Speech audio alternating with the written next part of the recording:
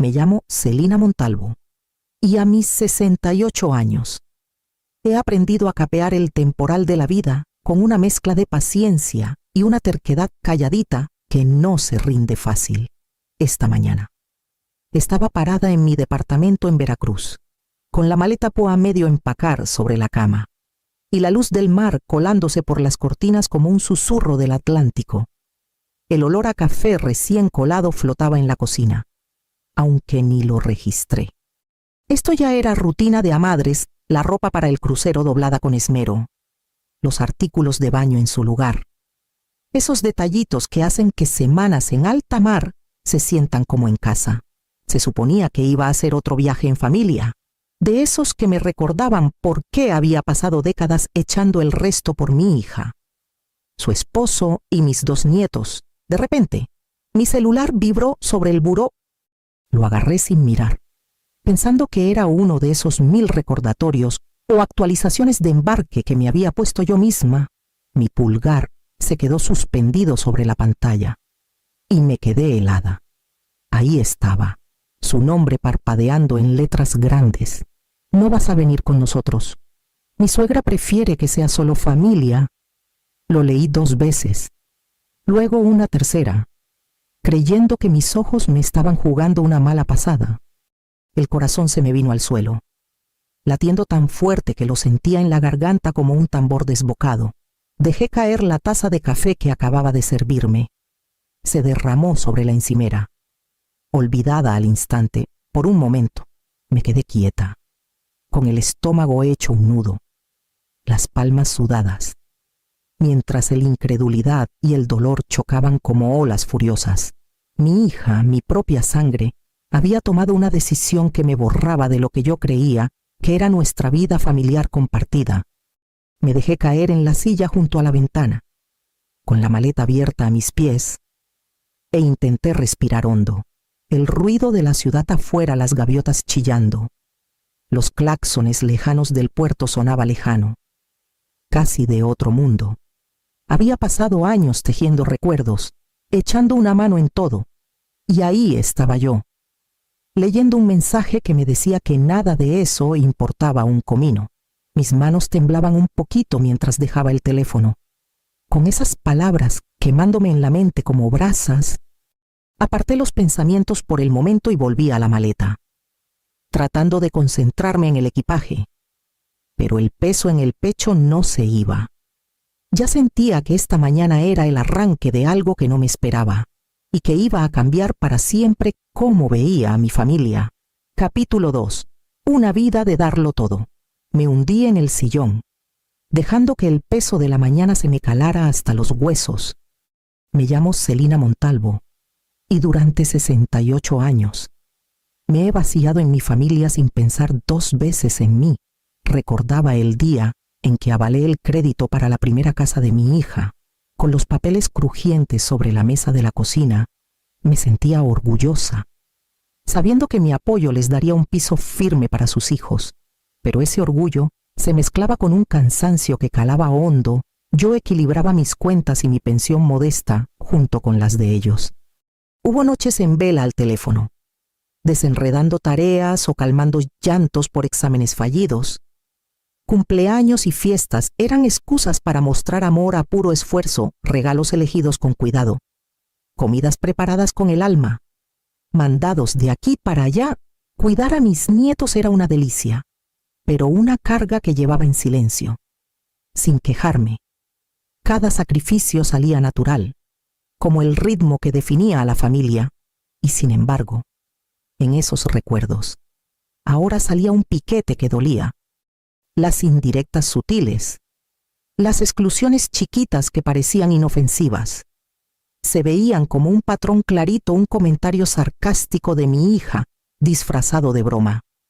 La desaprobación calladita de mi nuera, metiéndose por las rendijas para moldear decisiones. Mis sugerencias barridas bajo la alfombra en las pláticas familiares. Yo lo justificaba, pensando que la juventud es impaciente, que aún no veían el valor de lo que ponía sobre la mesa.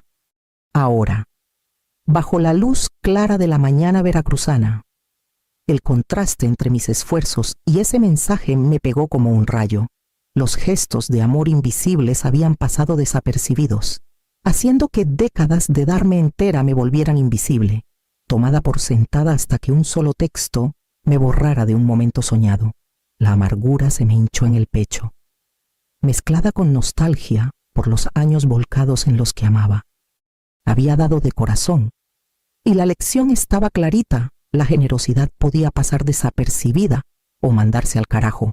Mis manos temblaban un tantito en los brazos del sillón, mientras me daba cuenta de lo profundo que había calado esa subvaloración, moldeando mi identidad más de lo que admitía.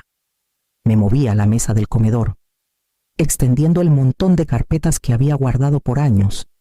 Estados de cuenta del crédito, recibos de pagos, la escritura original de la casa, todo ordenadito, con las orillas un poco amarillentas por el tiempo. Mis dedos se detuvieron en el nombre grabado en el título Celina Montalvo. Era un nombre que había firmado 1000 veces en formularios y cheques, cada rúbrica una promesa silenciosa para mantener a flote a mi familia, pero en ese momento se sentía como una revelación, no como un consuelo.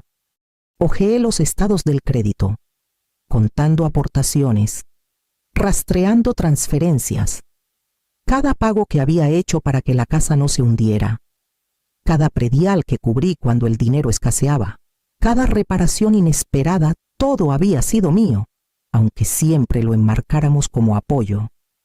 Yo asumía que mi presencia se valoraba, que mi rol como aval y cuidadora importaba de verdad. Pero ahora, releyendo el mensaje de mi hija, caía en cuenta de la neta mi propiedad, mis sacrificios, mi tiempo y energía, todo invisible, tomado por dado, sin un gracias. Pensé en los años atrás, en las formas chiquitas en que mi existencia se había empujado al fondo, los volteos de ojos disimulados, los suspiros callados cuando preguntaba algo, la manera en que mis ideas se ignoraban en las charlas familiares.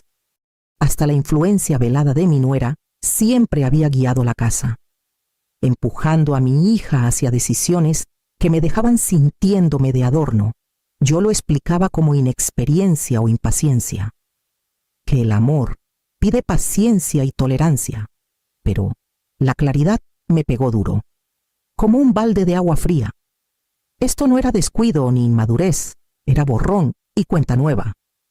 Mi amor se había tratado como una obligación, mi lealtad como una herramienta para usar a su conveniencia.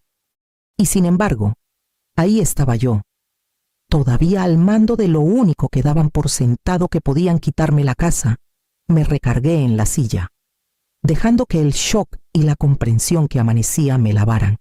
El dolor seguía ahí, clarito como siempre, pero debajo había algo nuevo, un sentido de control que había pospuesto por demasiado tiempo. Podía actuar, reclamar, poner límites que ya no se ignorarían. Mi mente empezó a girar, considerando los pasos prácticos que había ignorado mientras me enredaba en décadas de darlo todo. El camino adelante se veía de repente, y sentí el primer chispazo de determinación que iba a marcar los días por venir. Me senté a la mesa de la cocina, con la luz de la mañana rayando el piso de madera como surcos de sol. El teléfono se sentía pesado en mi mano, un chismecito que de pronto se convertía en mi herramienta de mando. Mi primera llamada fue a la tarjeta de crédito.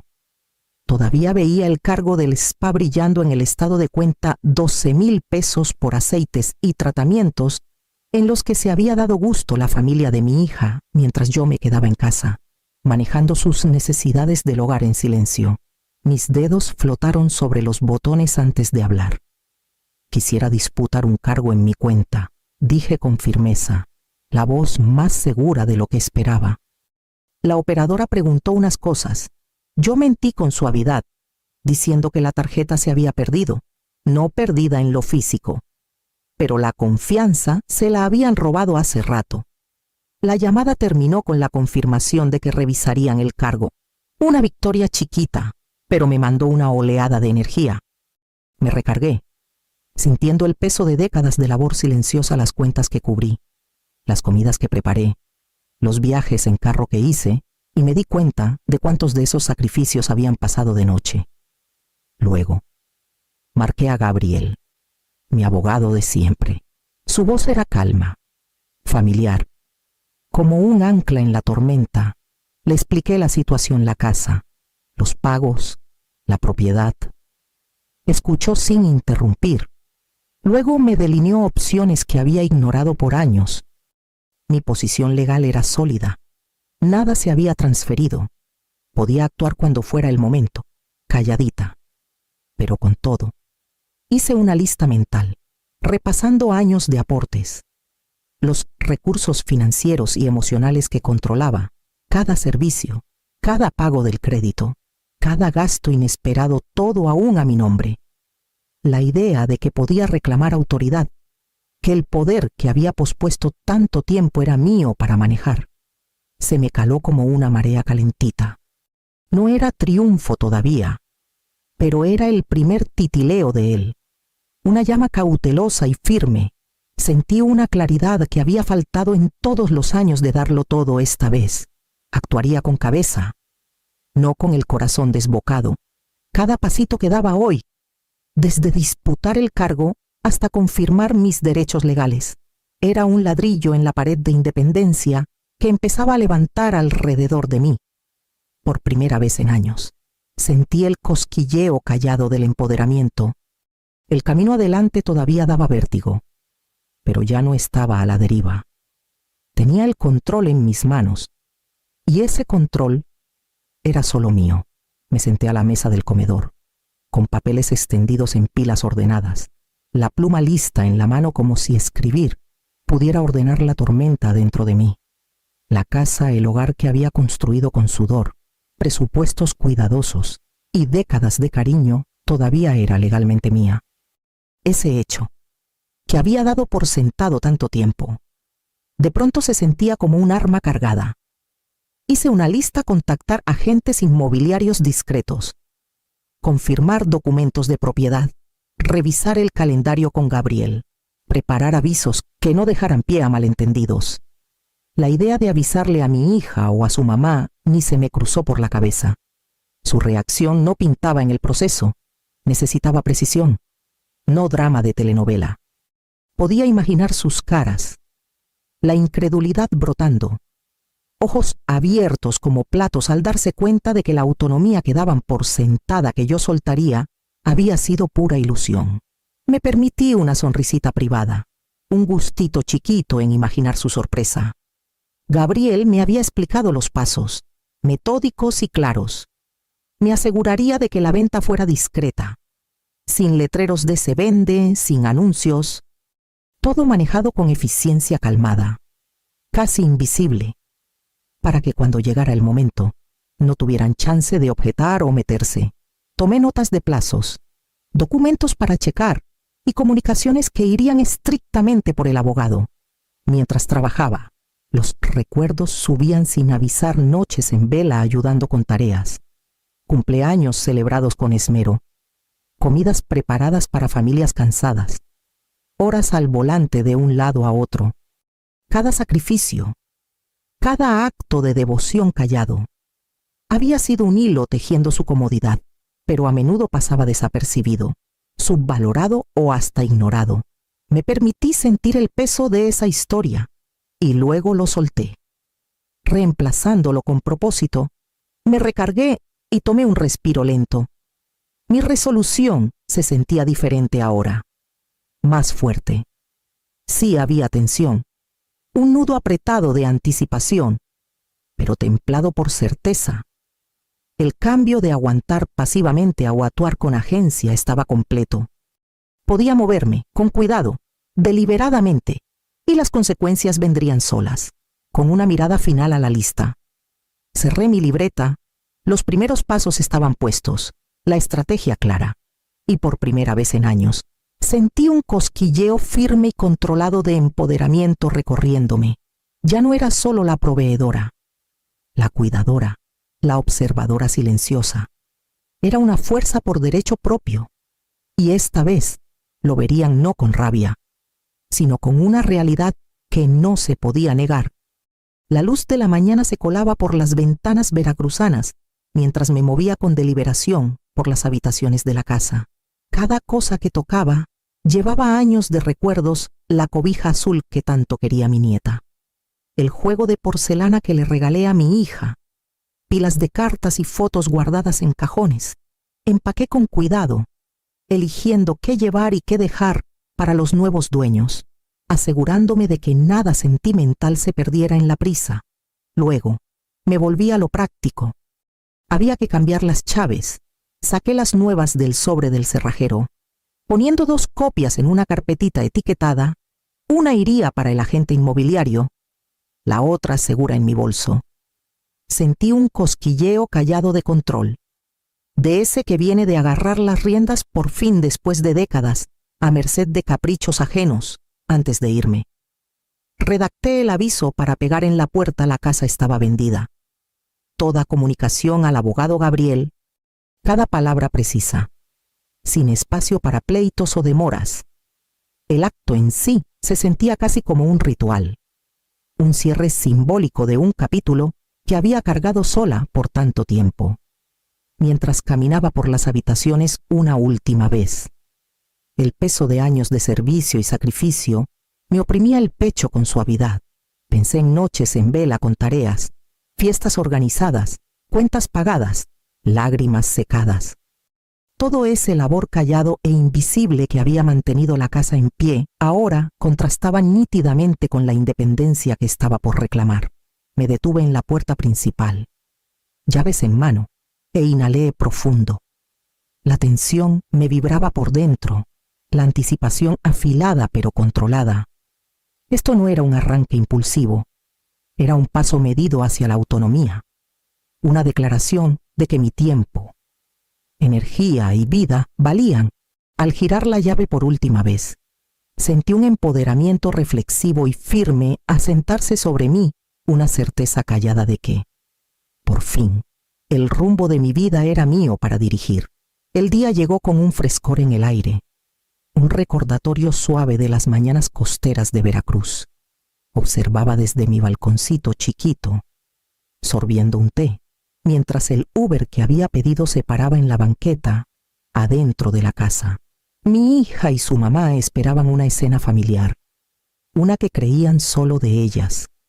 En cambio, se toparon con silencio, un aviso pegado firme en la puerta a la casa vendida. Toda comunicación al licenciado Gabriel, mi abogado.